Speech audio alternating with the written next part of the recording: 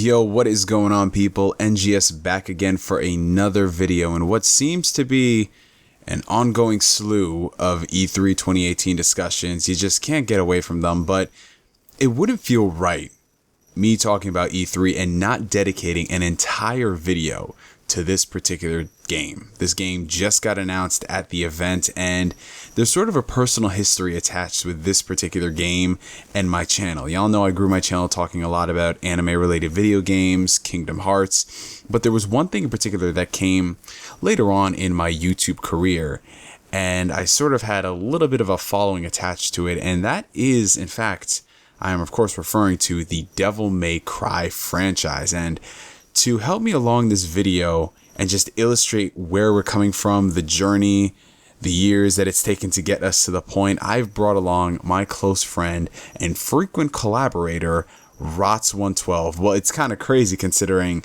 the last time we talked about Devil May Cry together was, what was it, like 6 years ago, something like that?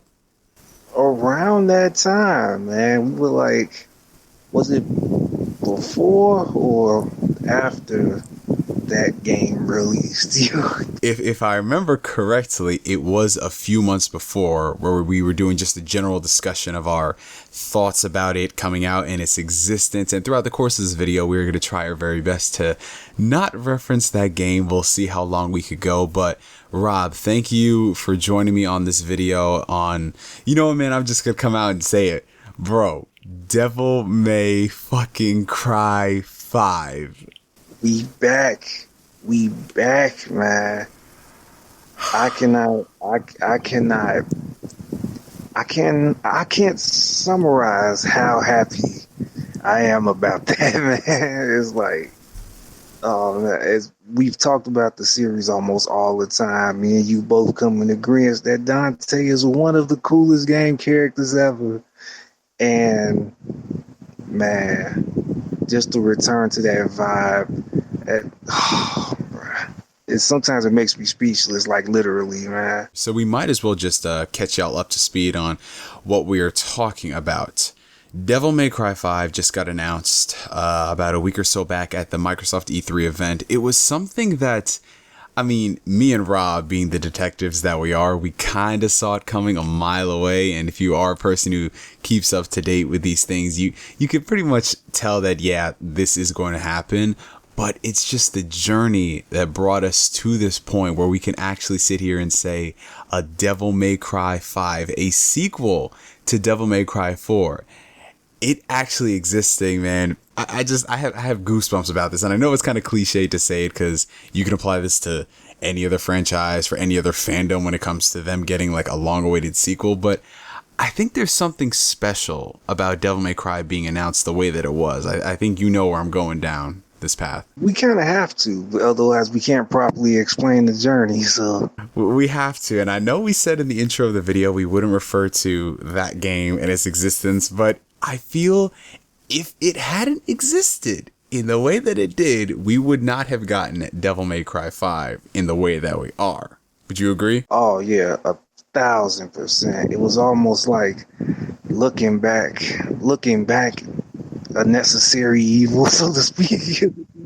It's like that little detour that happened in Devil May Cry kind of put it on ice for a while, and it just comes out sprinting now, and it's like everybody's just like ready.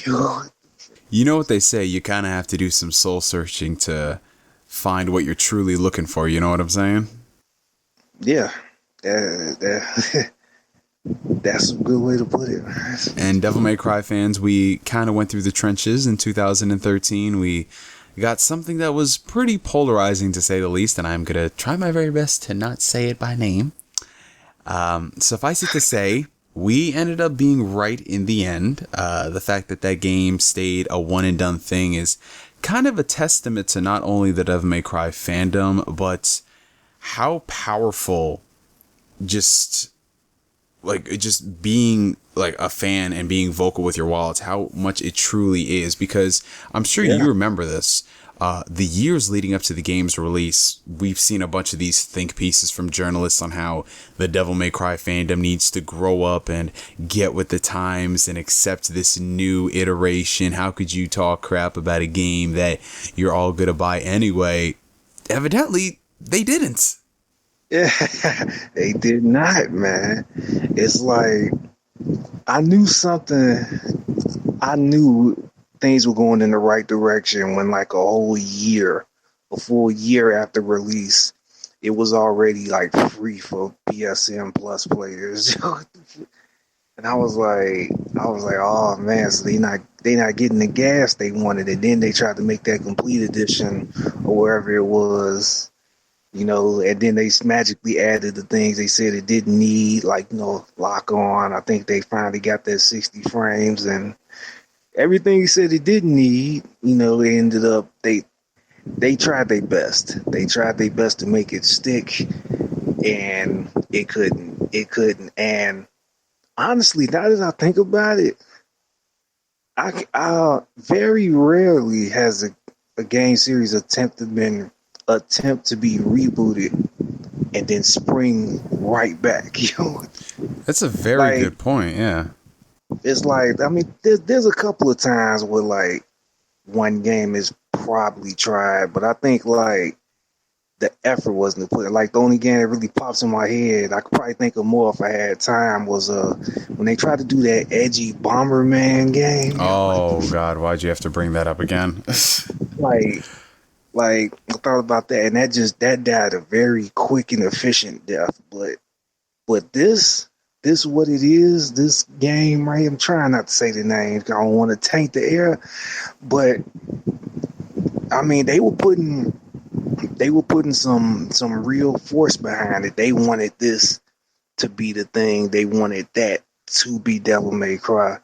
And I remember thinking to myself, I was like, either we're gonna be stuck with this or no more Devil May Cry at all. I was like, yo, just put it on the shelf then, man. Like, I'd rather not play. I'd rather end it all than be stuck with that, And for a good while, I kind of thought that's what was going to happen. I thought it was going to be that the fans were now going to get blamed for that game not selling as well or not doing as well. And I thought, like, all right, Devil May Cry is dead. But to just that sense of victory that came to know that a Devil May Cry 5 exists, is like, it's so much more than just a game announcement. It's almost like you truly feel a sense of victory as a fan, if you get what I'm saying. Yeah, most definitely, dude. And going back to what you were saying on how Capcom was really trying to push this as the new age Devil May Cry, you could definitely tell in the amount of resources they allocated to it. Like, they were really pushing for this to be their next big franchise, because as everybody knows, Capcom for the longest time has been in a financial rut, to say the least. They've been making really questionable decisions with their franchises, but I've kind of noticed that since the start of this generation, there's sort of been a renaissance for not just Capcom, but since they're the topic of the video, we'll stick with them, where a lot of these developers who have stumbled along the way, I've noticed this especially in the 7th generation. If you recall, a lot of franchises from like the 80s and the 90s, them trying to modernize themselves usually backfires. I've noticed that when we got into this gen with PS4 and Xbox One, there's a insane return to form. I mean, last year we had the release of Resident Evil 7, which brought things back to the roots for survival horror. Earlier this year, we had Monster Hunter World, which the Monster Hunter series wasn't dying by any stretch of the imagination, but it was something people had wanted for a while. They wanted like a true next generation Monster Hunter title. We got that. And going forward at this event, we got not one, but 2 bombshell announcements. Devil May Cry 5, which people have been dreaming for a decade now, and Resident Evil 2 Remake, both of which coming out in the same year within, I think, the same 6 months. Like, that is just, are we talking about the same Capcom here? Absolute madness. It's like somebody put a defibrillator on Capcom. Like, clear. Devil May Cry 5, Resident Evil 2 remake. And they fall out again. What the fuck? I'm telling you, bro, something seriously changed in the company. I don't know if they, I guess, had their backs against the wall and they realized, okay, we can't just push out another mediocre Street Fighter or Marvel versus Capcom. We actually have to do something. And I'm so glad that they're doing what they're doing with Devil May Cry 5. And again, it goes back to this sort of renaissance with developers getting back to the roots and realizing what people want. I'm so happy and thankful that this game exists because of just the years that we went wondering if Devil May Cry 5 was ever going to be a thing again. Capcom and this reboot aside, like you get scared for your favorite gaming franchises after something like this happens. I mean, for any of the Valkyria Chronicles fans in the room, there was sort of a similar situation with that franchise. They released this really mediocre spin-off game that they were saying might be the make or break for the franchise. Thankfully, Sega came to their senses and they're like, oh, we're sorry, guys. We were just joking about this one. Here's Valkyria Chronicles 4. Please forgive us, please. You can't try to float something like that. Yeah, gone are the days where you could just slap the name on something and it will sell because the fans will let you hear it. And boy, I think that this was probably next to some of the bigger announcements, one of the top 5 announcements at E3 this year. Like, I cannot stop seeing people talking about Devil May Cry 5.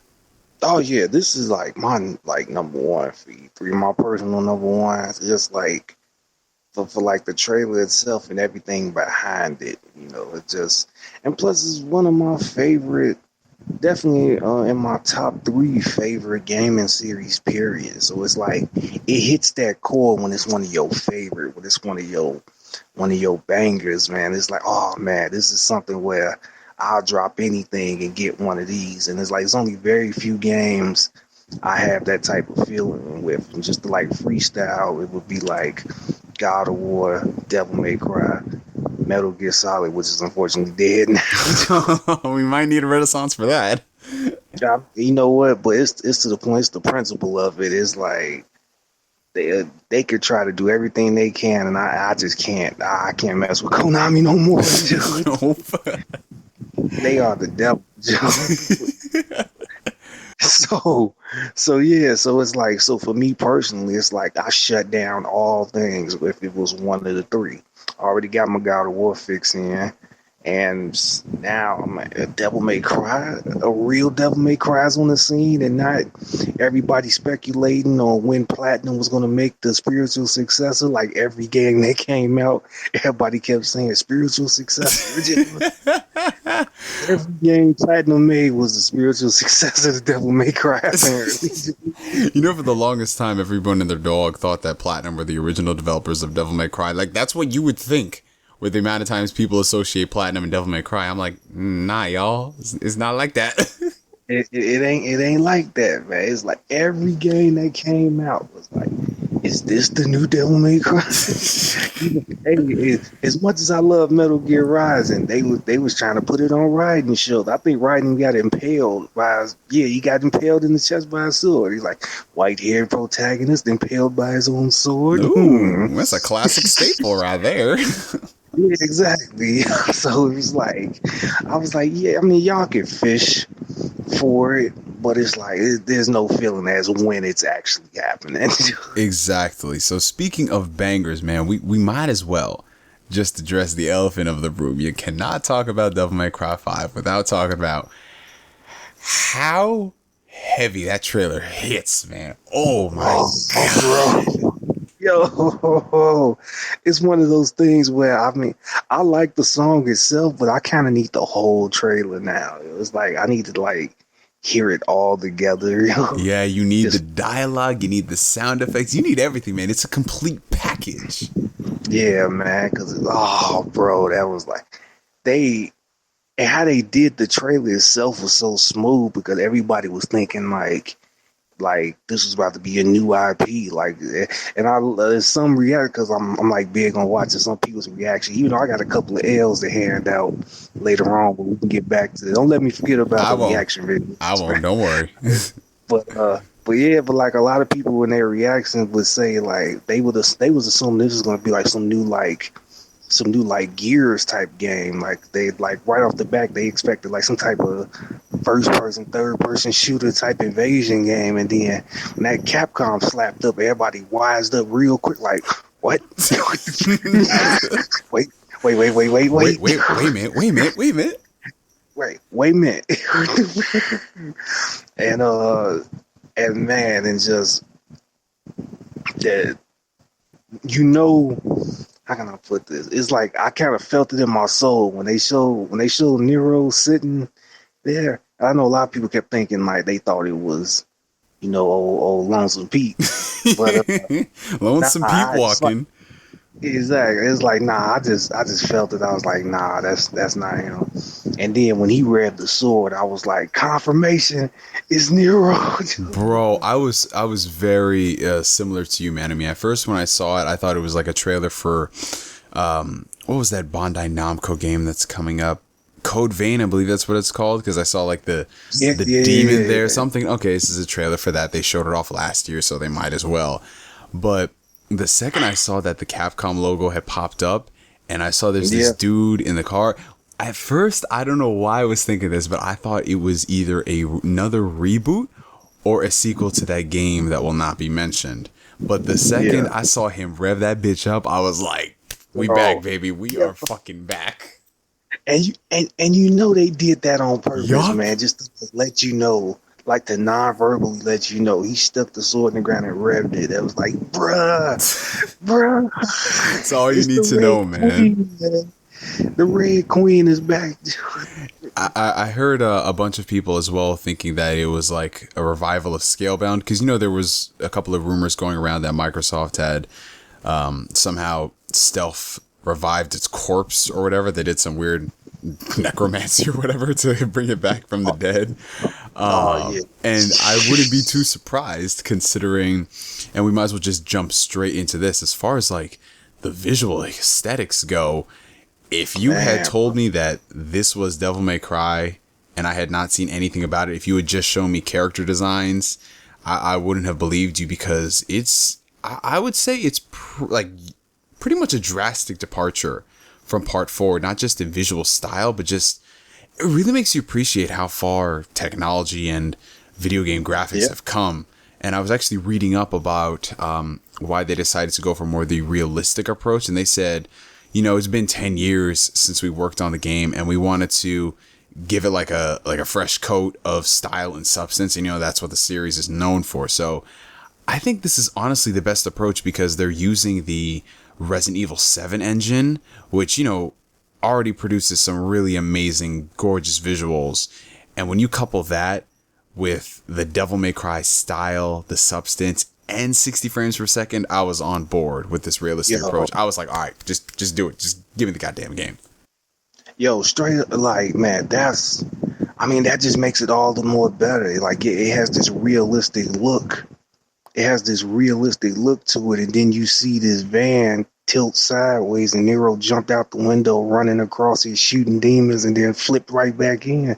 And you're just like, it looks real, but then he does that crazy stuff, and you're like, man, I missed all this wackiness. Yup, like that's what I love about the franchise, man. It's obviously it's got its more serious moments, but it's grounded in its own zaniness. You know what I'm saying?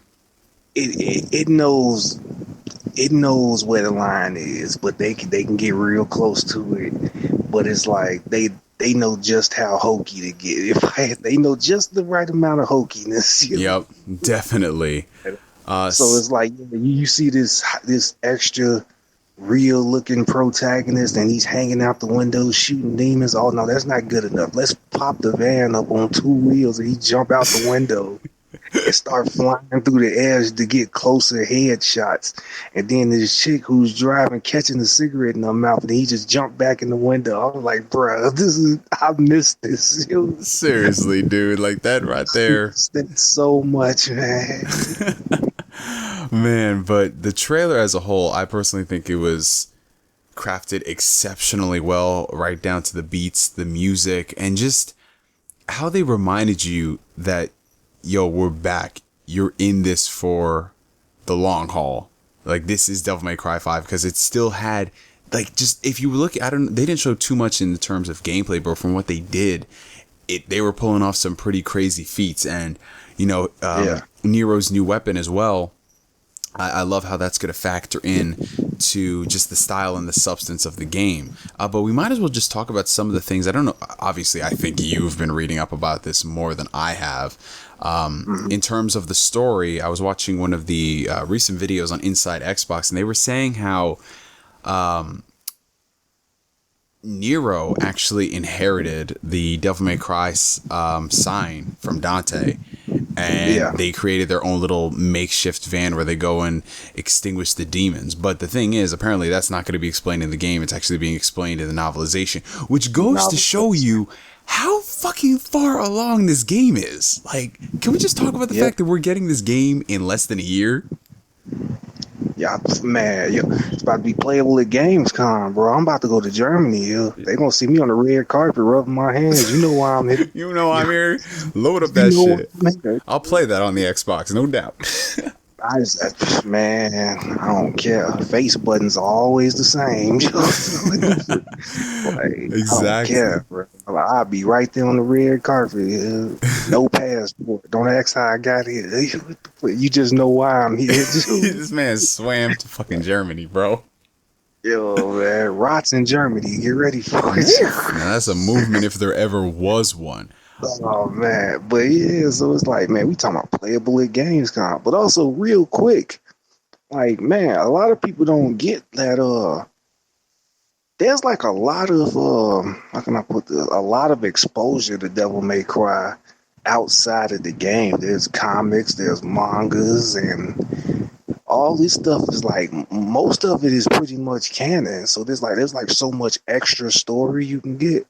Like, somebody was telling me that there might be a manga or something that actually retells the story of Sparta in like a decent amount of details. But I was never really able to track that down, though. I did get a translation of the manga that more or less tried to lay out there that Nero is Virgil's son. Now, whether they keep that canon or not is up to them, but you know, they thought the series was dead when this manga came out, and they confirmed that Nero is Virgil's son.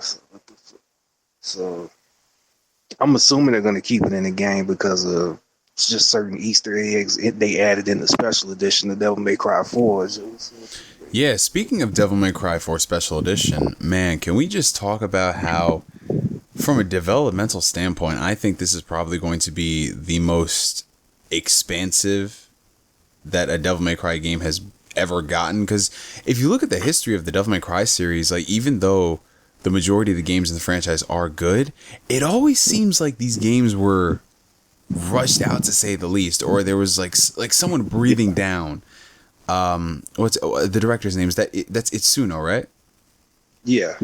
Like, just going from the first Devil May Cry to when he hopped on board with the second one, I believe he hopped on like really late into production, right? Yeah. And that's why it kind of turned out the way that it did. Yeah. You talking about with 2? Yeah. Yeah, man. Like, the damage was done with 2. Like early production, they just tried to wing a lot of things and just tried to double up on what people liked, and the damage was done by the time Itsuno jumped on. So. Yeah, but when he's left to his own devices and he's actually given time to craft the game that he wanted, we got Devil May Cry 3. 3, boy. 3.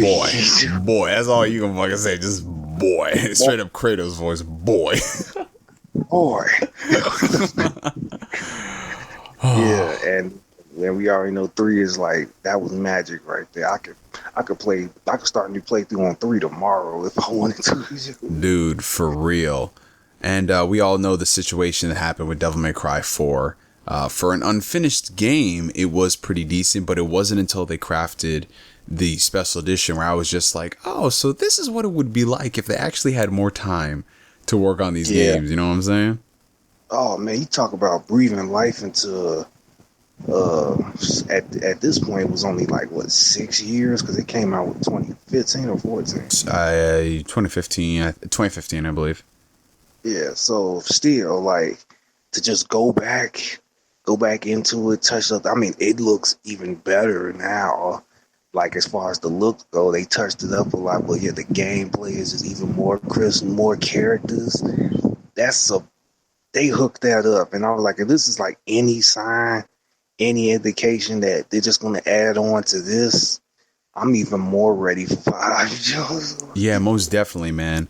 If any of you guys are interested, I definitely recommend y'all check out any interviews that exist with Itsuno about Devil May Cry 5. There really aren't that many, but he's just so genuinely excited to work on this game, and I feel happy for him, like especially considering what went down in recent memories with various Capcom franchises. Thankfully, he's been pretty much elusive when it comes to that. The only thing he really worked on was, I believe he did Dragon's Dogma. So he's been MIA. And that was like a passion project for him. That's something he really wanted to do. So that just kind of played into the fact that there were no hands on deck for Devil May Cry, which kind of made Capcom have to look to outside parties. And that's how that kind of happens. Right. So him coming back to the franchise is, to be honest, I don't think there's any other person I would want to step into the series than him, because he's just such a passionate and genuine dude. He's a stark contrast to another person who's worked on the Devil May Cry franchise before, but thankfully he was only on the first game and nothing more. Which I was about to say, a lot of people want the whole thing to go back to him, but I'm like, but everything you love, Itsuno did though.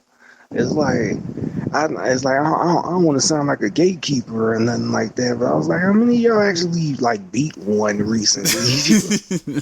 Like, I know a lot of cats that played 3, watched the anime, and then play 4. Wow, that's really? I mean, most people I know have played at least 3 and 4, but wow, that's surprising. Yeah, I'm like, like a lot of people, like they remember when they beat 1 a while ago and they remember the moments, but a lot of people like don't talk about like, man, I just recently dusted off Devil May Cry 1, unless you like a mega fan like kind of we are, and you do that chronological play. I love doing chronological playthroughs. I don't care if the years are outdated or nothing, and there's graphic jumps, I'll play them as the story is intended to be, and I've done that before. And so a lot of people always talk about how they wanted to go back to the originator, but I was like, but everything you love, all the jokes you make and all that, it's kick that off. Yeah, so it's very odd why people, I don't know, folks just got boners for these sort of things, I guess, but I guess, but yeah, but to go back to what you was talking about, like some of the info we got, it more or less seems like Nero works for Dante's the CEO of Devil May Cry. That's his business, and it looks like he just gave him like just a portable sign that he can just go and just make some money on the road. Hey man, I mean, it's the Uber Lyft generation. You gotta do what you gotta do, you know what I'm saying? Hey, Dow, you got a demon problem, you got a ghost problem or whatever. This is called Devil May Cry. And yeah, something very interesting I just found out earlier today was Nero's partner Nico Goldstein. I knew she was related to Nell Goldstein. This is the lady that made Ebony and Ivory for Dante and all that. So I knew she was the granddaughter of that person, but I just found out today that she's actually the daughter of that dude Agnes from Devil May Cry 4. Oh, so, word? Yeah, like that's I just confirmed? Yeah, like I just found that out today. I saw like several people all reporting it. I was like, wow. I'm like, that's a weird bloodline. But he was technologically savvy too. He created those hell gates that you had to destroy in Devil May Cry 4. So he knows his way around the devil arms as well. So basically, it's not. I see a lot of people trying to be like, they separate. They replacing Nero's demon arm with a mechanical arm, but they like to think like for some reason because of the science of it, it shouldn't be effective against demons. I'm like, well, this is a family that made Ebony and Ivory and created the Hell Gates. I was like, she's gonna make some stuff that's gonna be effective for demons. A lot of this they just didn't pull out of thin air. Like even that black dude you saw in the beginning of the trailer, is Morrison. Morrison was in the anime, even though he was a white dude in the anime, but he's black now. But the character himself was in the anime. Yeah, so they're not pulling this out of thin air, and there's still more things I would like to see. I'm dying to know who that knight is that they show standing in that pool of blood and shit. Right, right.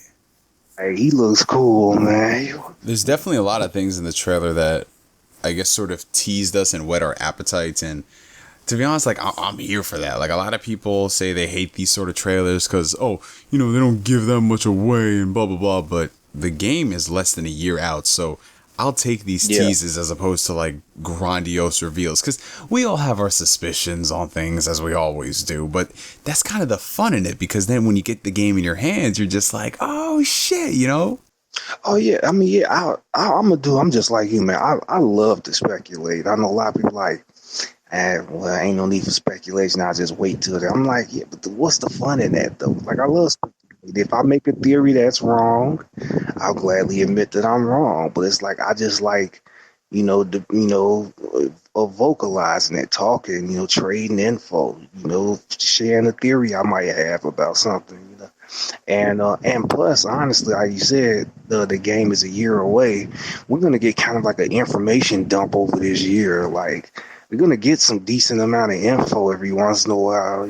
Yeah, the latest that I believe Capcom has set the game for, fingers crossed it doesn't get delayed, is April 2019. So give or take, it might come out March, maybe end of April. We'll have to see, but as it stands, man, I'm just so freaking excited for this game. And like we mentioned at the beginning of the video, I feel as if the franchise had to stumble. It had to take a couple of turns in order for not only the fans to realize what we wanted, but for Capcom in general, because looking at the amount of effort that they put into especially all their new AAA games, I don't think we would have gotten that had we had the same old Capcom. They'd probably try to make this, to equate a budget. I'd say they try to make it like AA. Don't go too crazy with it, as opposed to what we're seeing now, which is just looking like balls to the wall. Yeah, you hit the nail on the head. We definitely needed to happen. Like certain things that happened in the past, I wasn't quite happy about, but now looking at what is going to propel this series into, I was like, yeah, it's a blessing in disguise, man. Can you imagine what state Devil May Cry would have been in if they tried to force out a Devil May Cry 5 and that came out in 2013 instead? Ugh, to be honest, I don't think I would have appreciated it as much as I do now, because like I said, I have gained newfound appreciation for Devil May Cry 4 because I liked the game. I thought it was okay. I didn't like it as much as 3, but when you play the special edition and you see the amount of extra content that's in there, you get to thinking like, okay, I see. Yeah, oh yeah, that, man, I think we talked about it earlier. The value on that thing, that's like, I got the game, obviously they only sold it digitally, but downloading that shit on my PS4, I'm like, I'm never uninstalling this, because it's like you can go ahead, you can play through all the story modes, but it's like you already know where the money is. The money is in that bloody palace. It's like I've been keeping myself amused for days, just trying to beat my own record. And then when I get tired of playing one character, I'll switch to the next one. There's 5 characters, and yet there's still 2 of them I'm not that great with. I need to learn more with, that being Trish and Lady. But it's like I just don't get bored with that game. That's the signs of a quality product right there.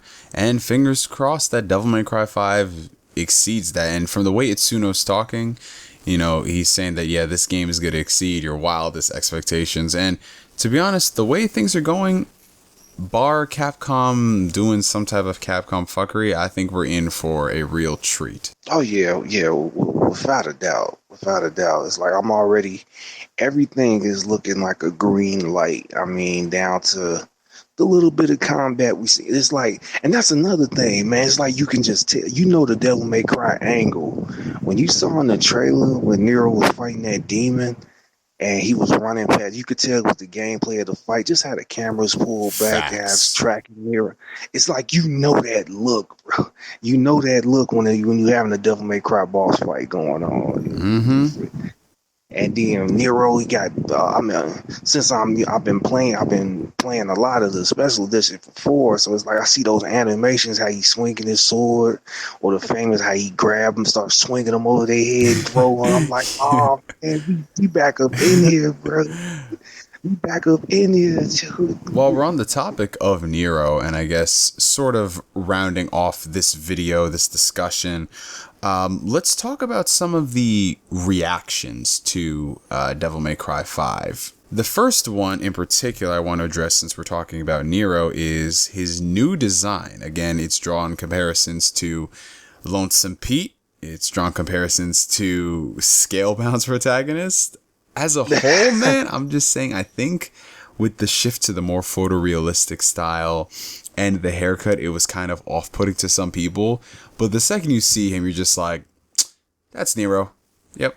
That's Nero. Honestly, how I look at Nero's look, and this is just kind of how I just generalize it, is like, if you factor it, I look at it like location. And by location, I mean, Fortuna Island, where Nero was living in Devil May Cry 4, everybody there was dressing like they lived in Dark Souls all the time. And I know, everybody was wearing hoods because they didn't have time to design individual faces. So the civilians would wear regular clothes but all had hoods on like it was Assassin's Creed cosplay country.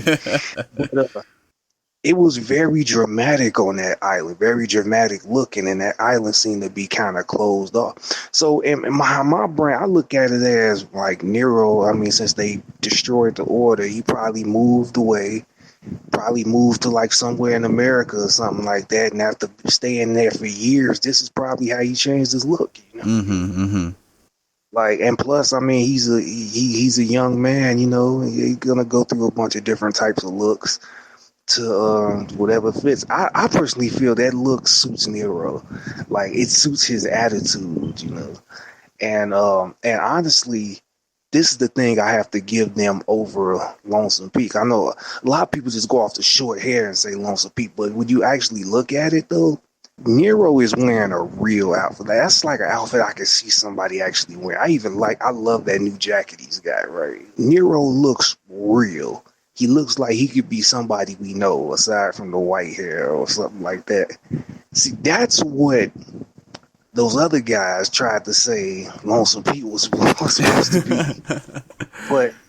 But Lonesome Pete was what they thought was cool.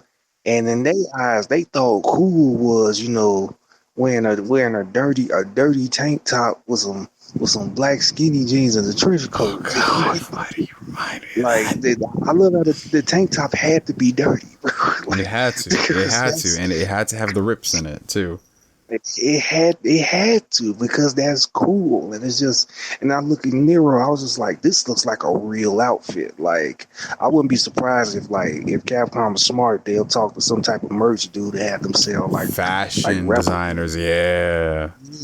Like for real, like they should get on that, because I know a lot of people will buy up the jackets alone. Just yeah, and I mean, I'm just on Google right now and I'm looking at images of Nero throughout the years and various designs. Like, it's honestly not that far off. The only difference is, it looks like he's aged a bit. It's been a few more years, and as you get older, some people, they kind of taper back on these sort of things, and maybe there is some story significance to why he cut his hair. But as it stands, I mean, he's still wearing boots. He's still got an exaggerated jacket. He's got his questionable clothing, and that's all you need in the Devil May Cry franchise, That's exactly, So I see a lot of people just talking about like, oh, it's returning to Devil May Cry 5, but they're still trying to kill still trying to kill the art style. That's what they're trying to say. They still kill the art style, though. And it's like, I'm like, how can you really say that, though, about Nero? I think Nero's transformation is very reasonable, given that he's young. He's a young man who got older. And plus, the little bit we saw with Dante, it almost looks like he's the same, almost. So it's like, I personally think there's some story significance attached to it. Well, in the case of Dante, of course. Like, I mean, Wow. Yeah. Oh man, old Dante. I gotta say though, and I know you brought this up before, with the music that they were playing when you see Dante pull up on the scene in that bike, I think it might be another banger, bro. I think so, man. You know, that's what I want though. I want like, cause I mean they're saying 3 playable characters. I want them all to have like a different genre of music repping them. And I'm like, of course, when Dante comes, you gotta have just something hardcore. In a perfect world, I would love if like each character had a trailer, like just a trailer just like this one, like their perspectives, yeah, and like each one has like their theme on it. That's just in a perfect world. I would like to see that. I don't know if that's how it's gonna go. Who knows? We got about 10 months to see what this unravels into. But there was something that I think I needed to remind you of before we wrapped up this video. Something about handing out some L's to people. Oh yeah, man. All right, I gotta hand out a couple of L's, and because you saw people trying to jump that hype train and then they missed the cart and fell in the train tracks, bro. Uh-oh. Like some people tried to jump the hype train and like they wasn't about that Devil May Cry life, man. And once again, this is not me, you know, trying to have that gatekeeper mindset. This is just me stating like, okay, how geek can you be about something if your exposure was minimal, you know? And so by that meaning, like, you know, I'm a guy with some trailer. Depending on the trailer, I'll watch, you know, people's reactions to it because I like to sometimes kind of feed off the energy. If I got nobody to really talk with, I'll be like, see if anybody else, you know, kind of flip like I did watching it. So I watched a bunch of reactions to the trailer, and I can't tell you how many people started their video going, all right, today we're about to react to the Devil May Cry 5 trailer. I love Devil May Cry. I've played all the games. I feel like I'm an expert, and you know, and I've done all this and all this, and then they watched the trailer, and then you know they hated the reboot and all that, and then they watched the trailer, and they were like, the graphics look good and all that, and then they see. They see this dude with white hair, blue jacket, sticks his sword in the ground and revs it up. And he's like, that Dante? Oh my God. Like, Dante looks different. He looks younger. Man. And they watch they go through the whole trailer. Even after they heard the voice, even like you could tell. It's still, even after hearing Johnny Young Bosch, they still going like, why does Dante look so different? Why does Dante look so good? And so then you know what happens is they were like, man, that looks great. They spent the whole, it's not even a moment where it like kicks in like, oh, that's new. No, they think Dante, who looks younger, Dante who is missing an arm now. Because everything makes sense. Yeah, they go through the whole trailer thinking that's Dante, and then this is where it's like there's like a fork in the timeline right now because either one or two paths gets taken here.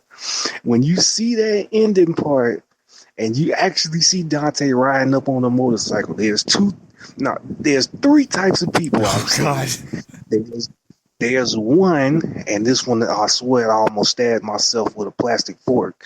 One said, nah, you just keep the image in your mind. Dante pulls out on the motorcycle. I swear, some people were like, is that Virgil? Bruh. You're like, is that Virgil? I almost stabbed myself. Dead now.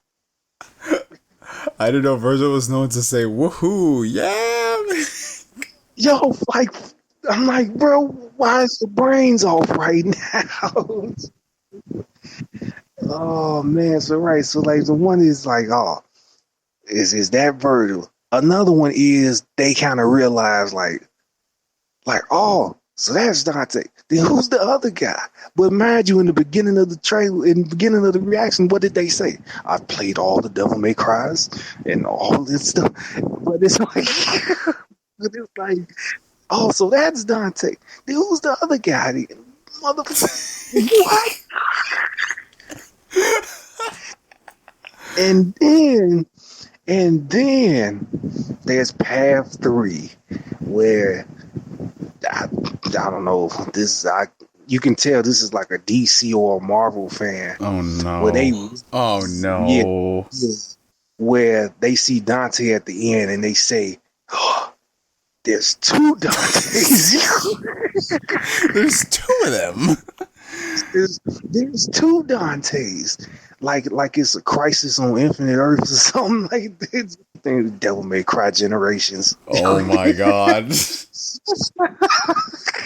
Devil May Cry Generations, calling it.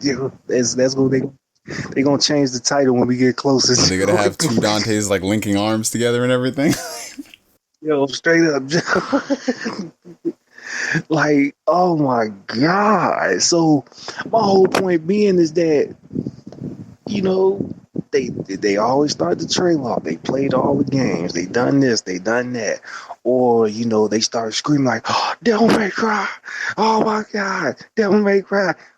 Is that Dante? Like when they see me, I'm like, oh my God, yo. So I'm like, I don't know if you seen my Twitter a couple times. I'll be like, look, don't be screaming and act like you about to cry and all that when you saw this trailer, and then you say Nero is Dante, or you say Dante is Virgil, or you just said there's two Dantes. I'm surprised that nobody said, and you'll understand this at the end of the trailer. Yo, is that my homie Geralt of Rivia? Bro, man, I would, like, you know what? I would have just teleported in their room and be like, get out your own house. Just get out. Bro, I'm saying though. Okay, here's the tweet right now, and I'll put it up on screen for y'all to see. So, been watching reactions to the Devil May Cry 5 trailer. If you started screaming and losing at the logo on the van, but you ended up calling Nero Dante, calling Dante Virgil, or saw Dante at the end and assumed there's two Dantes a la Spider-Verse, you not invited to the BBQ. I'm telling you not invited, bro. You not invited to the barbecue that's going on launch day, bro. So it's like I gotta just go ahead and throw them L's all the way out there. I'm like, oh man, I feel a lot better getting that off my chest. That's good. That's good. That's what we're here for with these discussions, bro. Anybody out there, you have more than enough time to catch. I mean, because it's a fun series. Oh, no doubt, bro. And there's only a few games to play too. Yeah, exactly. Like it excluding 2, you don't have to play 2. Facts. You can just stay away from that. All you really got to play is 1 and 3 and 4 special edition, and you'll be straight, man. It's 3 games. Y'all can get 3 games done in 10 months. Come on. Exactly, and then you know what's gonna happen. You're gonna get so hooked, you're gonna want more. And then there's a bunch of other stuff out there. There's comics, there's mangas, there's a whole anime, which I feel the Devil May Cry anime was the One Punch Man before One Punch Man, because nothing gave Dante any trouble in that whole series. That's a fair assessment, if I ever heard one. It's like, cause I recently started watching a few episodes. I was just like, every time a new enemy showed up, Dante didn't break a sweat. If anything, he was always disappointed. He's like, oh, I expected more. Even when he fought that dude that was trained by Sparta, he smoked him easily. Like, bitch. Right. I'm like, oh man, bro. So yeah, so it's a fun series to just let yourself go in, because there's so much crazy visuals, but yet still has a deep story, and the combat is just absolutely nuts. I mean, I gotta step my game up watching some of them combo videos, man. Oh yeah, it's always fun. Like, I remember when I first got onto YouTube, some of the first videos that I saw on the site were Devil May Cry 3 combo videos. Like, that's how real it is, y'all.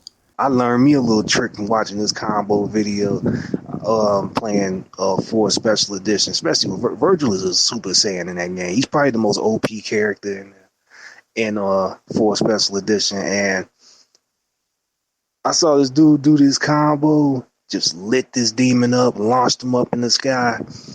And you know when you have an S rank or smoking, styling or whatever in your style meter, when you taunt, you get like the best taunt then. And Virgil's taunt is he starts spinning his phantom blade on his finger, talking about let's have some fun and all that. So dude did a combo, knocked the demon up, did the taunt, Virgil spinning the blade on his finger. And when the demon fell on the blade, the hits from the taunt was hitting the demon. Then when he killed the demon like that, I was like, bro, what? Ever since then, when I realized that taunt can actually hit people, I've been doing that all week. Dude, I'm telling you, it's like a freaking realization. And that's the fun in having a game that is so well crafted with its combat system, because you keep figuring out things. Oh yeah, and it gets to the point where it's like some people have it like down to a science, man. It's like I watch people do a boss fight against someone, and I'm like, so who's the boss? Is it the player or the person they going against? Because this boss didn't stand a chance, bro. But that's like the things. It's like I like those games because I could almost take that same mindset I would when I play a fighting game. When I play a fighting game, like, man, I got to hit the lab, learn this and all that. I can have that same thing with Devil May Cry. And almost exclusively Devil May Cry. Because not many other games of that format kind of gives you that kind of layout. It's like God of War. I love God of War. Like the old God of War is very self-explanatory. You had your light, your heavy, you mixed them up in your grab, something like that. Ninja Gaiden probably came close, but it's like with just Devil May Cry, it's like you almost played that like you would a fighting game, bro. Like I got all these tricks I can learn. I could juggle them up, switch what. That's what I really want to get good at, switching weapons mid combo. Oh like, man, that's where the fun stuff starts to begin. That's God tier right there, man. It's like they already know what weapon is next, so they'll just go ahead and run through all three, and it's like it's so much fun. Though it's so much fun to just better yourself, man. That's what I call endless freaking replayability. I have a feeling you about to go play that shit right after this video. Man, I probably gonna squeeze in a Bloody Palace session. Man, it's like I wanna just Twitch stream it or YouTube stream it, and then just chop shit about Devil May Cry with people. I don't know what day I'm gonna do it, but I just really want to do that. That is definitely a great idea, man. And with the upcoming release, I think if anything, you should play through all the games again, since they got it on PS4. You can just stream it directly from the console. Yeah, I kind of want to get into doing more gameplay videos. I already said like the first complete playthrough I'm gonna do is gonna be of that Spider-Man. Oh, jeez, man, most definitely like that right there. Oh, but we're gonna save that for another video. Anyways, ladies and gentlemen, we've come to an end, but not the end, because in less than 10 months we will be back again talking about. It's so weird to say this, man. Devil May Cry 5. Yeah. Something tells me we might be back soon. And like whenever they drop another full trailer, we might be back. Oh, you know this. We're gonna be doing these discussions. We're gonna be doing all this stuff, and it's so cool because you could look on YouTube in the history and the videos that we've done. You more so than me. I've only done a couple of videos about Devil May Cry, but there was one in particular I did where I was kind of like trying to piece together the puzzle on maybe Capcom is doing this, and I uploaded that video 2 years ago, and it is just so cool that to see 2 years later, man, most of this shit ended up being legit. Like Capcom saying that they're prioritizing DMC4 Special Edition as opposed to the game that will not be mentioned, and it's just is really cool. And I gotta thank you, my brother, for coming on and just shooting the shit for X amount of time about Devil May Cry. I mean, like literally, y'all are probably asking yourselves, how in the world could you do a full-blown discussion on like what, a 2-minute trailer? Well, that's what happens when you have a lot of history on a dope-ass franchise, Yeah, man. See, this is a series I could talk about Devil May Cry all day if somebody's willing to. It's like I could just like from anything to this trailer to any of the games. Like it's a series I could talk about all day because I have that many memories and it's just that deep, you know. So I propose a challenge to you, Rob, and I'm gonna need you to upload this on your channel.